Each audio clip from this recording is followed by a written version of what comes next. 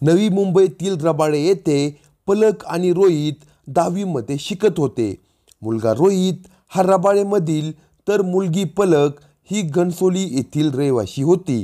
रोहित आणि पलक दोघेही चांगले मित्रमैत्रीण बनले होते.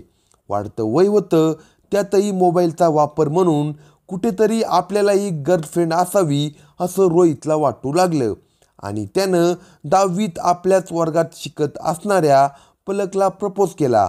तिलाही रोहित आवडत होता, म्हणून तिनंही त्याचं प्रपोज ॲक्सेप्ट केलं आणि त्यांच्या प्रेमसंबंधांना सुरुवात झाली. एकमेकांसोबत बोलणं बसणं, घरी गेल्यावर सुद्धा आईवडिलांच्या फोनवरून चोरून फोन करणं हे यांचं सुरू झालं होतं.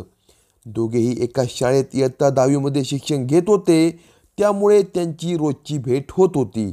या दोघांमध्ये घट्ट प्रेमसंबंध निर्माण झाले. म्हणून आता रोहित पलकला आपण कुठेतरी बाहेर भेटू असे म्हणू लागला. पलकने देखील आपला होकार दर्शवला. त्या दिवशी आपल्या आईवडिलांसोबत खोटे बोलून पलक रोहितसोबत बाहेर फिरायला गेली. त्यानंतर या 16 वर्षाच्या रोहितने 2024च्या जुलै महिन्यात वर्गमैत्रीण म्हणजेच आपली प्रियसी पलकला घणसोलीतल्याच आपल्या दुसऱ्या घरात भेटायला बोलावले. त्या घरात कुणीच राहत नव्हते. फॅमिली दुसरीकडे शिफ्ट झाल्यामुळे रोहितच अधूनमधून या घरी येत होता. पलकला तो जेव्हा आपल्या घरी घेऊन आला तेव्हा त्याने तिच्याकडे शारीरिक गोष्टीची मागणी केली. आपण लग्न करू, नेहमी सोबत राहू, आपलं एकमेकांवर खूप प्रेम आहे असे म्हणत त्याने तिला पूर्णपणे आकर्षित केलं होतं. ती सुद्धा त्याला बळी पडली.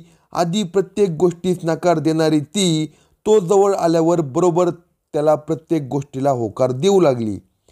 ती कशी त्याच्या प्रेमात अडकली तिला देखील समजलं नाही. त्या दिवशी त्यांनी दोघांनीही सोबत मरण्याचे वचन घेतले. त्याने त्या दिवशी पहिल्यांदाच तिच्यासोबत लैंगिक संबंध ठेवले. मोबाईलमध्ये पॉर्न व्हिडिओ पाहून त्या दोघांनी मनसोक्त शरीरसुखाचा आनंद घेतला. त्या दिवसानंतर त्यांच्यातील प्रेम अजून जास्त वाढलं. हे प्रेम होतं की मोबाईलमुळे लागलेलं शरीरसुखाचा नाद हे सांगता येत नाही.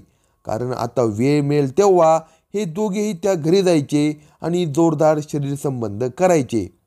त्या दिवसानंतर पुढचे 6 महिने म्हणजे जुलै 2024 ते डिसेंबर 2024 या कालावधीमध्ये या दोघांमध्येही लैंगिक संबंध नेहमी सुरू होते.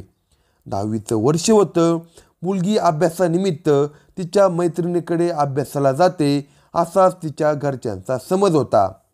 त्यामुळे ते घरचेही फारसे लक्ष देत नव्हते. एक दिवशी पलक आजारी पडली.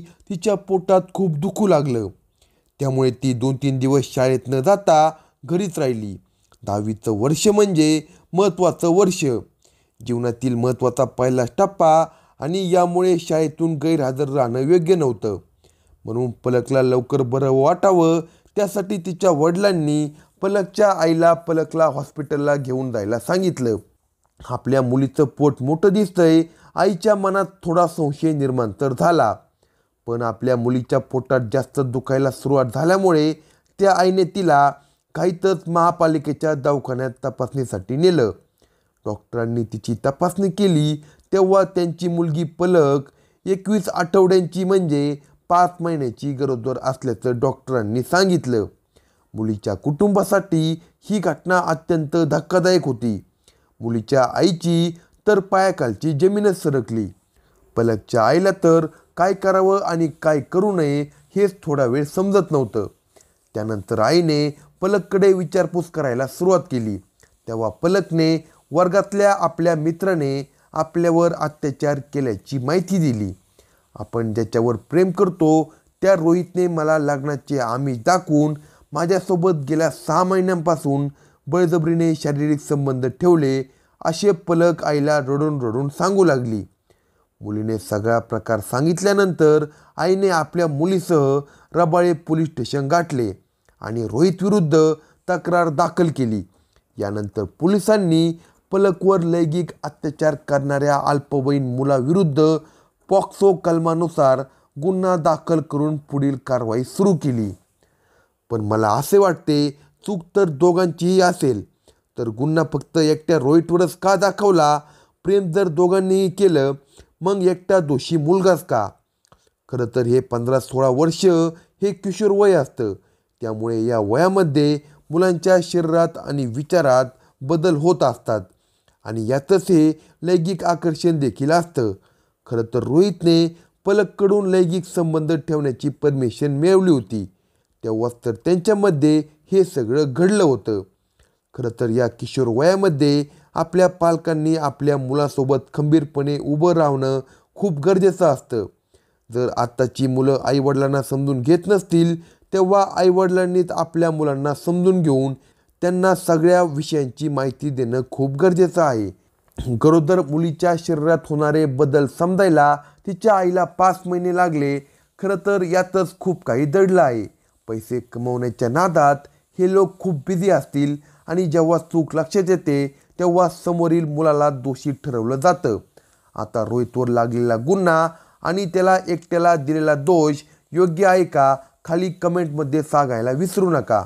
घरातील आईवडील जेव्हा मुलांकडे लक्ष देत नाही, मुलांना इतक्या कमी वयातच तुम्ही मोबाईल घेऊन देता, त्यामुळंच मुले असे करतात.